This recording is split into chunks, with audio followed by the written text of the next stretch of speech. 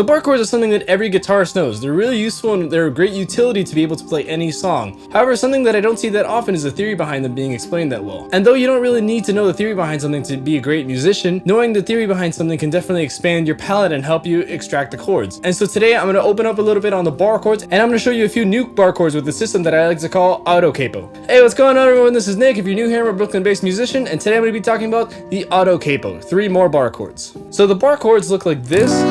They could also look like this, or they could look like this, and they could look like this. Now essentially where that comes from is from the E and the E minor chords, and the A and the A minor chords. Essentially how the guitar works is that every time we go up a fret, we go up to the next note in the musical alphabet. So we have E, F, F sharp, or G flat, G, G sharp or A flat, A, etc. So with that, well, one thing that you can do is you can take these entire chord structures like the E chord and move them up a fret to make it an F chord using the bar chord system. We can also do it with A. If we go from the A chord and move it up 2 frets, we get a B chord. Now part of the reason why these works is because they're part of the caged chord system. Essentially the caged chord system is exactly how it sounds. There's a C chord, A, G, E, and D chords, and their major and minor equivalents for those that have the minor equivalents. And the reason why these are usually some of the first chords that you learn is because the caged chords include open strings. So the same way that we can extract this bar chord from the E major shape, we can also extract it from all the other caged chord shapes. So for example, let's start with C, the C chord. We have these 5 notes, right? Essentially what we're going to do is you're going to try to play these chords without using your index finger. So instead of using my index, middle, and ring finger, I'm now going to use my middle finger, my ring finger, and my pinky. This might be a little difficult if your fingers aren't that used to stretching, but then essentially what we're going to do, we're going to move it up. So I'm going to transpose to the closest next note, which is going to be D. So if you're unfamiliar with the notes in the A string, we have C here, then we have C sharp or D flat, and D here. So essentially I'm going to take this whole shape, I'm going to move it up 2 frets, and then I'm going to put my finger in a bar on the 2nd fret. It's going to look like this, and we're going to have this D major chord, which sounds really different then. So now we have the D bar chord. You can even keep going, you can play an E major chord like this. And now you can include the open string because we have the open E. We could also do the same thing for some of the other caged chords. So for example, D, we have this shape here.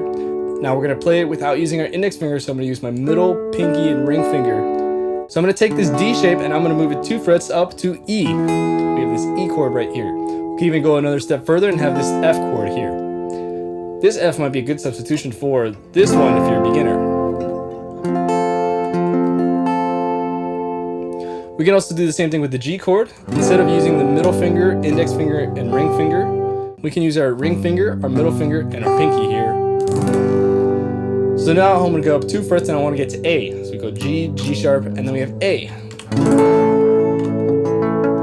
This is a good alternative to the A that sounds like this. And we have the A note on top, so it could be good for using the melody. So with these 4 bar chords we have with the E major and minor and A major and A minor, now we turn them into 8 with all the minor equivalents. And in fact, with some of them, we can actually play them without even using the bar, as long as we're using chords that have notes with the open strings that are available.